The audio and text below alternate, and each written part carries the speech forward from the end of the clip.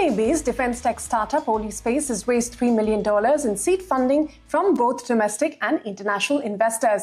Founded in 2023, Holy builds super-fast, ultra-secure communication systems which use laser beams instead of radio waves to send data between Earth, air, and space. It also develops high-powered laser weapons to track and disable enemy drones or satellites, and it plans to use this fresh money to scale up production, enhance quantum-secure communication protocols, and expand its directed energy weapon systems. For more on their plans ahead, joining me now is the company's the founder and CEO, James Solomon. James, thank you very much for your time here. Very simply for our viewers to understand, tell us about the company and how you now plan to allocate this $3 million that you raised.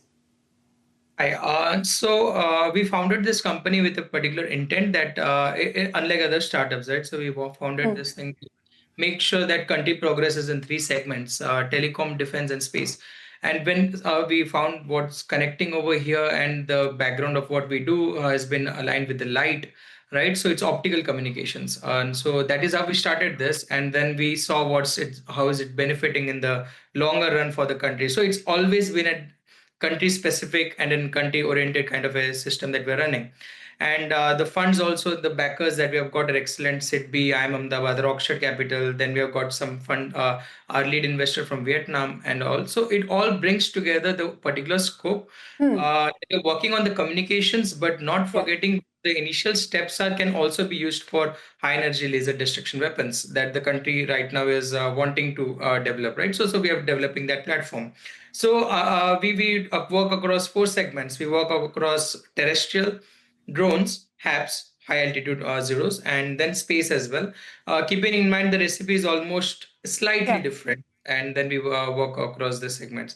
The initial planning to deploy these funds is we deploy 80% of the funds on the hardware itself and 20% on the OPEX. So that is how it is. And going further, and we'll be raising as well, this would be the deployment strategy that puts in as an asset heavy company, and our plans also stronger for the next 2030. Yeah.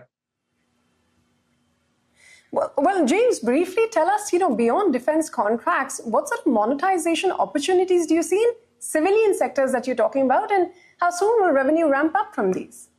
Sure. So our market is spread across three segments. So that's telecom, then data centers, and then defense. Yeah. So the defense segment is partly, I've mentioned about it covers in 20% of the market for us.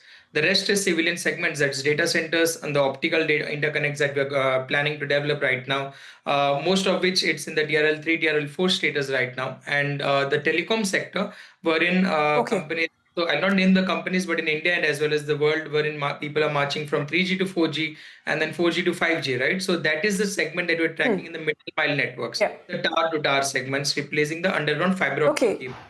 Yeah. This is a great segment. All right. Very briefly, at what stage is your directed energy? James, very briefly, at what stage is your directed energy weapon platform? And how soon do you anticipate commercial or defense-grade deployment of it? 6 months to be perfect. So we'll be having our first commercial product out in 6 months, and that is our DW weapons. We have already done it in-house. We have done it on the labs as well. So 6 months, you can see it out and running. Yeah. And are you in talks with the Indian Armed Forces, ISRO, private satellite operators for the pilot programs? And, any further details you could share there? Yeah, so predominantly, yes, with the country's defense and as well as outside our country as well to the allied forces. We are in talks, in good talks with them. And in terms of deployment also, you'll hear from us onto that scale. But both the segments are kept differently. As a private company, we adhere to the global norm, global and geopolitical situations as well. We do not mix both the supply chains together, and that has been kept separate since the day one. So the allocation is always different. Okay. I see. James, finally, very briefly, will you build manufacturing capacity in-house, or, are there strategic partners you're scouting for as well? So there are pretty much good strategic partners we have developed over the past 5 years. This includes international partners outside as well. And then Indian partners are very well good with us in terms of the governance that is provided by the country. It's always good. And we have been able to put in about 95% indigenization in both the segments as well as on date. All right, James, unfortunately, that's all the time we had, but thank you for graciously answering all of those questions. We wish you the best with your programs. Thank you. Thank you. Take care. Bye.